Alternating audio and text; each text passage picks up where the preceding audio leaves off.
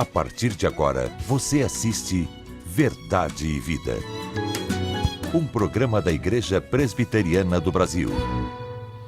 Nós estamos iniciando mais uma vez o programa Verdade e Vida.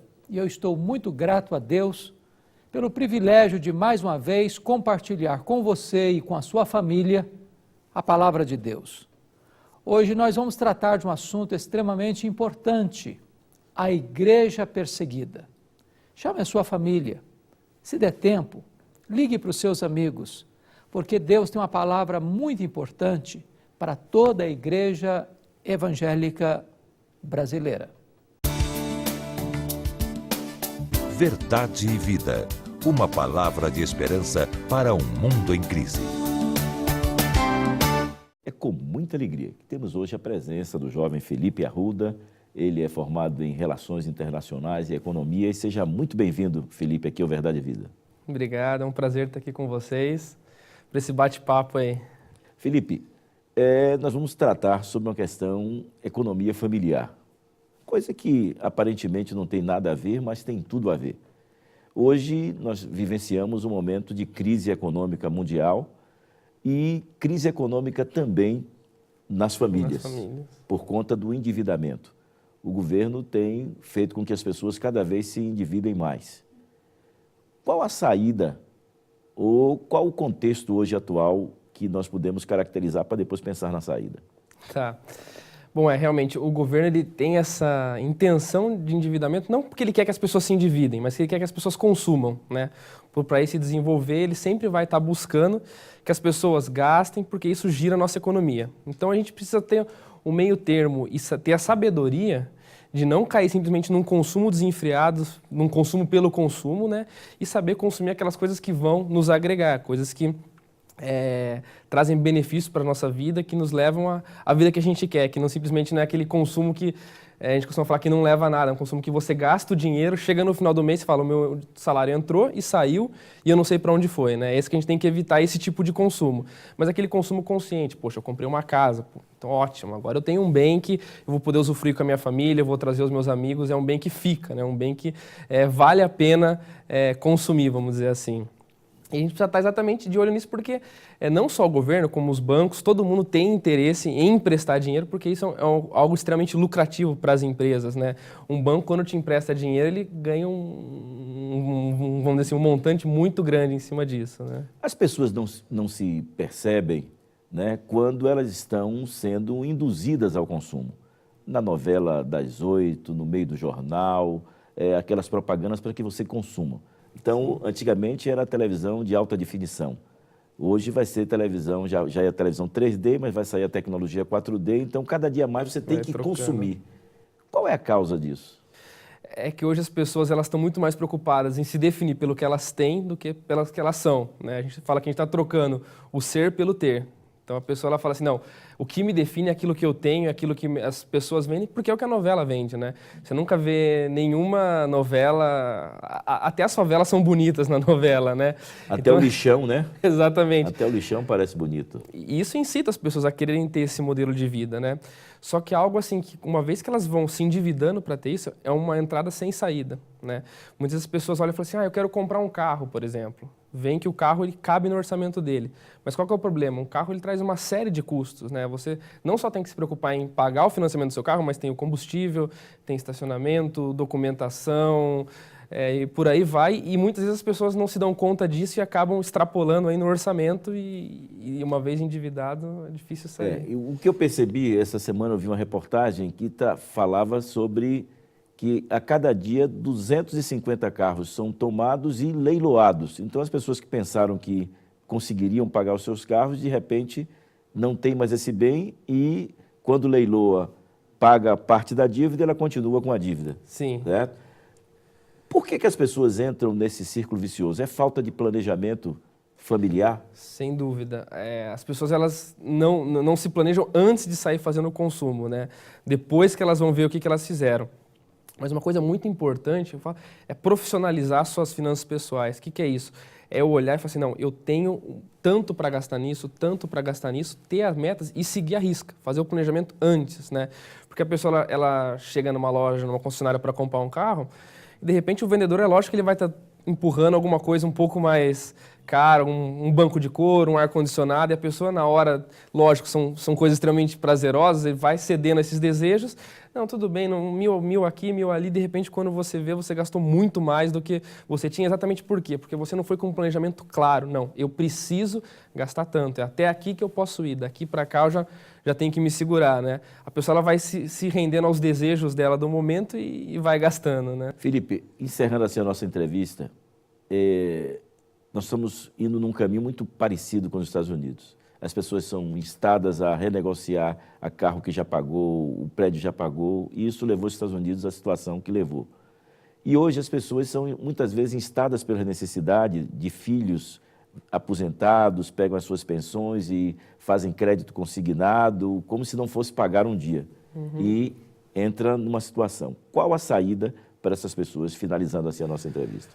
Olha, hoje uma dica que fica para as pessoas, o governo está fazendo uma série de mudanças econômicas para reduzir a taxa de juros. Então, quem já tem uma dívida, vale a pena sim sentar no banco e refazer essa dívida, não porque a gente está empurrando um problema, mas porque agora as condições são melhores. Só que o que nenhum banco vai falar para você é que se você faz uma dívida nova hoje, você paga muito menos juros do que a antiga que você tem. Então, para começar a sair desse problema, o que é? Chega no seu banco e fala, eu quero pagar aquela dívida antiga, e aí você vai fazer uma nova, mas com uma taxa de juros muito mais baixa. Esse é o primeiro ponto para quem já está endividado, né? É importante falar isso porque não vai ser o seu banco que vai falar isso, porque ele vai ganhar menos na hora que você fizer isso. Então, sente com o seu gerente, procure em outros bancos e fale assim, eu tenho uma dívida e eu quero mudar. Esse é o momento para fazer isso. Tem que aproveitar esse momento para, primeiro, começar a tentar pagar essas dívidas e, a partir de então, ter um planejamento mais sólido para não deixar cair nesse cenário de novo, né? Felipe, o tempo é curto, mas Deus o Obrigado. abençoe. Amém. Né? E esperamos termos uma outra oportunidade. Por enquanto, nós vamos essa mensagem musical e logo após, a mensagem que Deus preparou ao seu coração através do reverendo Hernandes Dias Lopes. Verdade e vida. Uma palavra de esperança para um mundo em crise. Acende candeia, traz luz lampião, invade de cores a cena ao redor, clareia essas trevas qual sol de neon, brilhando o espaço, teu traço é maior.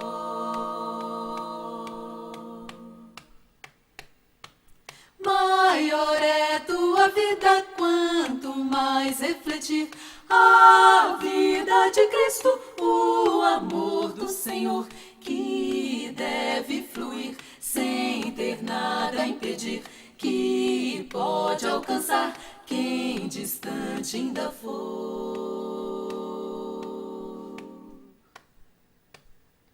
Não há nada oculto que não venha a sair, a plena clareza ao sol da manhã, nem nada escondido que possa fugir aos olhos de Cristo quando Ele voltar.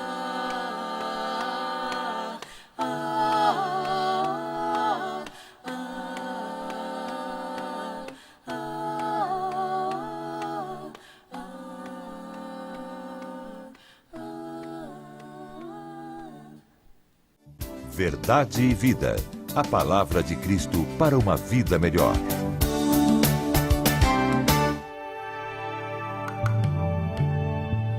Nós queremos abordar o tema proposto para hoje, que é a igreja perseguida, e vamos tratar deste tema à luz de 2 Timóteo, capítulo 3, versículo 12.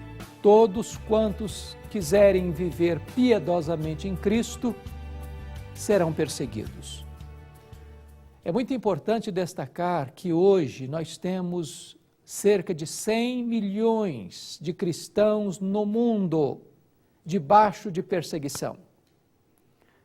Irmãos nossos que estão presos, outros que são torturados, outros que são privados da sua liberdade, outros que são deserdados pela família, outros que são martirizados. Não podemos, por viver num país livre, desconsiderar a dramática realidade de mais de 100 milhões de irmãos nossos vivendo nesta dura, triste, amarga realidade. É importante destacar que a Igreja do Senhor Jesus sempre foi uma igreja mártir, começando com a agenda que Jesus Cristo passou para a sua igreja em Atos 1:8. Mas recebereis poder ao descer sobre vós o Espírito Santo e sereis minhas testemunhas. A palavra testemunha no grego é a palavra mártir. A Igreja de Cristo sempre foi perseguida, porque o mundo sempre foi hostil à Igreja. A Igreja sempre laborou e trabalhou num território inimigo, porque a missão da Igreja é arrancar aqueles que estão na potestade de Satanás, no império das trevas, e trazê-los para o reino da luz. Certamente isto implica em oposição ferrenha, elaborada, consistente e perseverante do mundo e do diabo.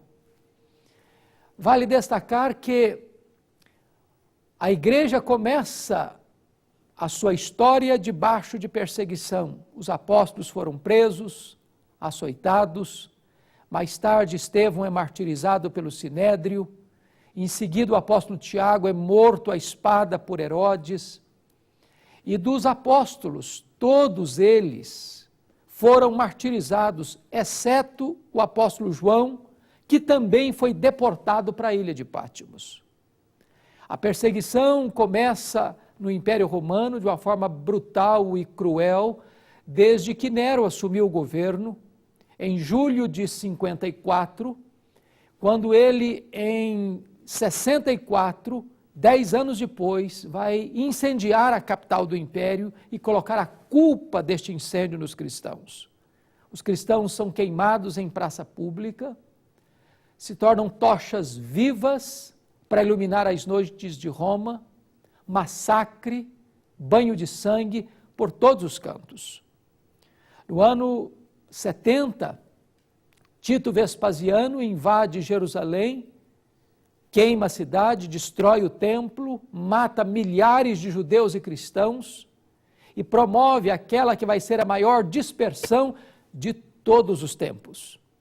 A partir daí, os imperadores que vêm são todos, na sua maioria, cruéis, inimigos figadais, irreconciliáveis dos cristãos. Nós encontramos Domiciano, chamado segundo Nero, que é o primeiro imperador a arrogar para si o título de Senhor e Deus, e este homem perseguiu de forma implacável os cristãos. Depois nós tivemos muitos outros, como Marco Aurélio, Sétimo Severo, Décio, Diocleciano. Este período dos 3 primeiros séculos do cristianismo foram períodos de tortura, de massacre, de violência, de mortes, de martírios, de lágrimas, de dores, de amarga perseguição. Mas a perseguição não para aí. Quando você avança um pouco para a história, depois vem as fogueiras da Inquisição, quando milhares, dezenas, centenas de milhares de cristãos morreram queimados por causa da sua fé em Cristo Jesus. Quando chegamos ao período da pré-reforma, não foi diferente. Os pré-reformadores foram perseguidos, caçados e mortos, como Jan Hus, que na Boêmia foi levado à fogueira e queimado vivo por professar o nome do Senhor Jesus Cristo. Mais tarde, Jerônimo Savonarola, em Florença, na Itália, recebe também o martírio por causa da sua fé em Cristo Jesus. William Tyndale foi esquartejado e os membros do seu corpo espalhados por vários lugares da Europa, simplesmente pelo fato de professar o nome do Senhor Jesus Cristo. A reforma veio, a reforma protestante do século XVI, Mas a igreja jamais deixou de ser perseguida. No ano de 1559, na França, Catarina de Médicis assume o governo da França. E na noite de 24 de agosto de 1572, na famigerada noite de São Bartolomeu, esta rainha da França promove uma chacina coletiva dos huguenotes, os protestantes da França. E dezenas de milhares deles foram trucidados traiçoeiramente, sob os aplausos de Filipe II, rei da Espanha, e o encorajamento do Papa que governava a igreja naquela época. Um banho de sangue, um massacre a ponto de ser proibido ser protestante na França naquela época. Quando nós vamos para a Inglaterra, também não foi diferente. Não foi diferente. Em 1534, Henrique VIII rompe com o catolicismo na Inglaterra e passa a ser chefe de Estado e chefe da igreja que estabelece a igreja anglicana. Na verdade, ele rompeu não por questões de convicção teológica, mas por questão de conveniência pessoal. Ele queria um herdeiro para o trono e queria separar-se da sua mulher, divorciar-se da sua mulher e casar-se com Ana Bolena. Como o Papa não lhe dava autorização para isto, ele rompeu com a igreja, criou uma nova igreja na Inglaterra e passou a ser chefe de Estado e chefe da igreja.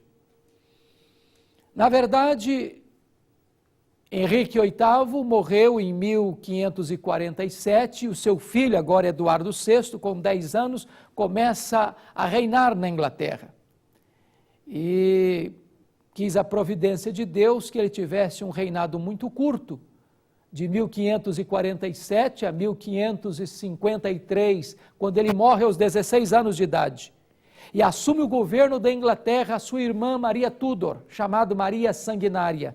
E essa mulher leva para a estaca e queima em praça pública os 3 líderes do protestantismo na Inglaterra, Ridley, Latimer e Cranmer. E muitos outros crentes da Inglaterra foram mortos e trucidados por uma perseguição implacável. Muitos deles tiveram que fugir da Inglaterra por causa da insolente e terrível perseguição. Mas jamais a perseguição cessou na história da igreja. A fogueira da intolerância, da Inquisição, levou dezenas de cristãos, após isso, à fogueira e à morte. Mas, na verdade, é no século XX que nós assistimos o maior espetáculo de massacre, de tortura, de violência, de perseguição contra a Igreja do Senhor Jesus Cristo. Só no século XX aconteceram mais massacres do que em todo o restante da história anterior. Primeira Guerra Mundial, 30 milhões de pessoas foram mortas. Na Segunda Guerra Mundial, 60 milhões de pessoas foram mortas. Só na China, com Mao Tse-tung, cerca de 60 milhões de pessoas na China foram mortas. O nazismo, o fascismo, o comunismo foram braços de ferro que agiram de forma implacável contra a Igreja do Senhor Jesus Cristo. E há muitos irmãos nossos que ainda hoje estão presos, sendo torturados, passando por escassez de pão, violência física e psicológica, muitos deles ainda selando com o seu sangue a sua profissão de fé no Senhor Jesus Cristo. Não será diferente no fim dos tempos. A palavra de Deus diz que quando o anticristo se levantar, ele vai declarar guerra contra os santos de Deus e vai vencê-los. O que significa isso? Vai matá-los. Mas, ao mesmo tempo que o anticristo, com os seus agentes do mal, vão perseguir de forma implacável a igreja e levar muitos cristãos à morte, diz a Escritura, que os cristãos vão vencer o diabo e os seus agentes. De que maneira? Pelo sangue do Cordeiro e pela palavra do testemunho. Significa que quando um crente, em vez de apostatar, em vez de negar sua fé em Cristo, prefere a morte à apostasia, mesmo sendo morto, ele vence o diabo e os seus agentes. A igreja de Deus sempre foi uma igreja perseguida. Na verdade, hoje nós temos diferentes naipes de perseguição.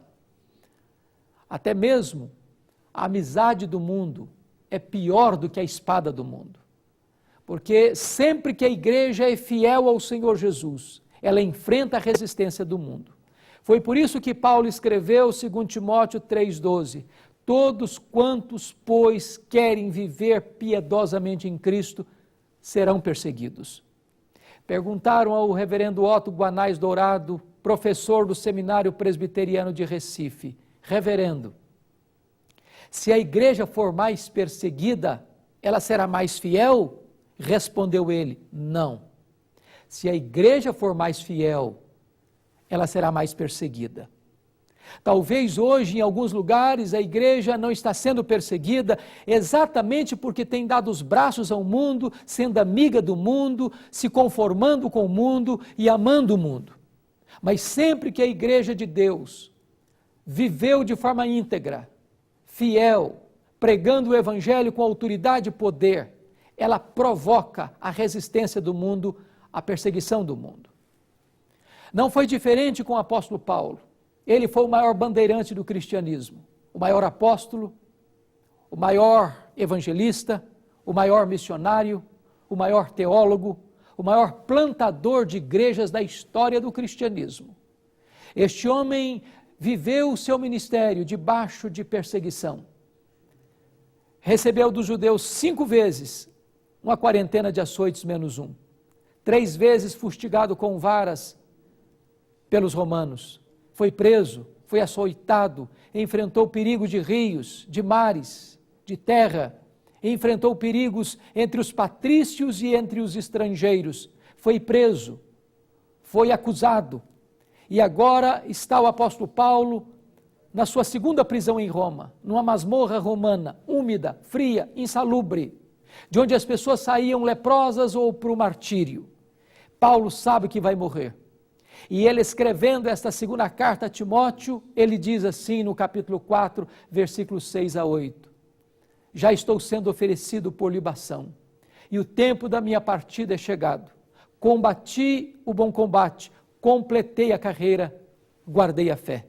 Já agora a coroa da justiça me está guardada, a qual o Senhor reto juiz me dará naquele dia, e não apenas a mim, mas a todos quantos amam a sua vinda. Meu e o seu compromisso, como servos de Deus, vivendo num mundo hostil ao Evangelho, é entendermos uma coisa, é que a nossa vida aqui é um combate. E neste combate nós não podemos retroceder, temos que completar a carreira. E nesta carreira nós não podemos vender a consciência, nós não podemos negociar a verdade, nós não podemos transigir com os absolutos de Deus. Nós temos que guardar a fé, tendo a convicção de um fato: se a morte chegar, nós estaremos nos oferecendo a Deus como libação. E nós caminharemos não para uma derrota e nem para um túmulo gelado, mas caminharemos para a glória, onde o Rei da Glória já preparou para nós a coroa da justiça. Paulo não tinha medo de morrer, porque sabia em quem havia crido e para onde estava indo. Se a perseguição chegar um dia, todos aqueles que foram selados pelo Espírito Santo de Deus terão a ousadia e coragem de selar o seu testemunho com o seu próprio sangue, porque importa sermos fiéis a Deus, se preciso for, morrermos por causa do Evangelho do Senhor Jesus Cristo. Agora é tempo de você e eu orarmos pelos irmãos nossos, mais de 100 milhões que estão presos, alguns torturados, outros passando por escassez de pão e violência física e emocional nos cárceres, nas cortinas de ferro e de bambu, para que Deus os encoraje, para que Deus lhes capacite, para que Deus lhes dê graça e poder, para que, se preciso for, selem o seu testemunho com o seu próprio sangue, na certeza de que, mesmo assim, são mais do que vencedores em Cristo Jesus, nosso Senhor. Eu quero orar em seu favor. Talvez você que tem vivido um cristianismo tão frouxo, tão fraco, tão tímido, tão covarde, Quem sabe Deus está chamando você para viver um cristianismo autêntico, genuíno, verdadeiro. Um cristianismo que vai trazer glória para o nome de Deus no céu, que vai trazer revolta e fúria do inimigo no inferno, mas um cristianismo vencedor, que alarga as suas fronteiras, mesmo regando o solo com adubo do sangue dos mártires, para que a causa de Deus avance para a glória do seu nome. Ore comigo nesse momento. Deus querido, louvado seja o teu nome, porque o Senhor Jesus, o Rei da Glória, verteu o seu sangue para nos dar vida. E agora, Senhor, permita que tenhamos ousadia de viver um cristianismo genuíno, autêntico, maiúsculo, para a glória do teu nome. E que, se preciso for, tenhamos coragem de dar nossa própria vida pela causa do Evangelho. Que seja assim, Senhor, para a glória do teu nome, em nome de Jesus. Amém. Eu sou o caminho, e a verdade, e a vida. Ninguém vem ao Pai senão por mim. Na mensagem de hoje, baseada em 2 Timóteo, capítulo 3, versículo 12, o reverendo Hernandes mostrou que há mais de 100 milhões de cristãos perseguidos no mundo ainda hoje. Enfatizou que a Igreja de Cristo é uma igreja mártir e destacou que desde Estevão, o primeiro mártir, até os apóstolos, muitos cristãos foram mortos na época do Império Romano, até aqueles que foram queimados na fogueira da Inquisição. Desde os pré-reformadores até os huguenotes que foram mortos na França, na época de Catarina de Médici, e os ingleses no reino de Maria Tudo. Finalizou mostrando que no século XX, mais cristãos foram mortos pela sua fé do que toda a história pregressa do cristianismo. Ainda hoje, precisamos entender que todos aqueles que quiserem viver piedosamente em Cristo serão perseguidos. E você está disposto a viver piedosamente em nossos dias? A Igreja Perseguida. Esse foi o tema da mensagem de hoje, que a partir de agora você pode adquirir tanto em DVD, CD, para sua edificação, para presentear um familiar seu, um amigo. Acesse o nosso site www.verdadevida.com.br e entre na nossa loja virtual. Ou ligue de segunda a sexta no horário comercial para 0800 119 105. Também pelo nosso site você assiste o programa de hoje ou qualquer um dos programas que aqui já foram ar inteiramente grátis. Ainda pelo nosso site você pode tornar o programa Verdade e Vida autossustentável. Clique em Faça a sua doação, faça o seu cadastro, imprime o seu boleto e pague em qualquer banco. Ou ainda faça uma doação para o Banco do Brasil, para a conta 7000, dígito 9, da agência 442, dígito 3. Ou para a conta 68.000, dígito 1, da agência 553, dígito 3, do Bradesco. A mensagem de hoje que você acabou de ouvir impactou sua vida. Eu quero lhe convidar para, com toda a sua família, os seus filhos, estarem na igreja presbiteriana mais próxima da sua casa. Escola dominical e culto às 9 horas e à noite o culto vespertino às 18 horas. Você vai dizer ao pastor ali que você é um convidado do programa Verdade e Vida e que você quer conhecer mais acerca da Palavra de Deus. Clique ali em Igreja no nosso site e encontre a Igreja Presbiteriana do Brasil mais próxima da sua casa. Você que é do Rio Grande do Norte, da Paraíba, de Pernambuco, não se esqueça do nosso compromisso de logo mais. Nós temos um compromisso ali no Espaço Gospel, ali em João Pessoa, quando o reverendo Hernandes estará trazendo e ministrando a Palavra de Deus aos amigos crentes, não crentes, visitantes que você vai convidar nessa grande jornada de fé. Estamos lhe esperando, você e toda a sua família. As marcas de um homem de Deus. Esse é o tema do nosso próximo programa, neste mesmo horário, nesta mesma emissora. Até lá, e que Deus muito o abençoe.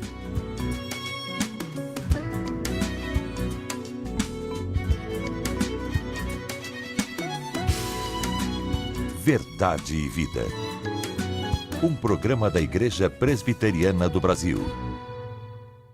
Para você, qual é o verdadeiro sentido da vida? Para responder a esta pergunta tão complexa, eu quero convidar você a participar da Cruzada Verdade e Vida no próximo dia 7 de julho. O nosso tema será Em Jesus Cristo, a esperança para você. Este evento será no Espaço Gospel, que fica na Avenida Senador Rui Carneiro, 1130, no bairro Brisamar, em João Pessoa, na Paraíba. Isto a partir das 7h30 da noite. Eu espero por você e que Deus abençoe a sua vida.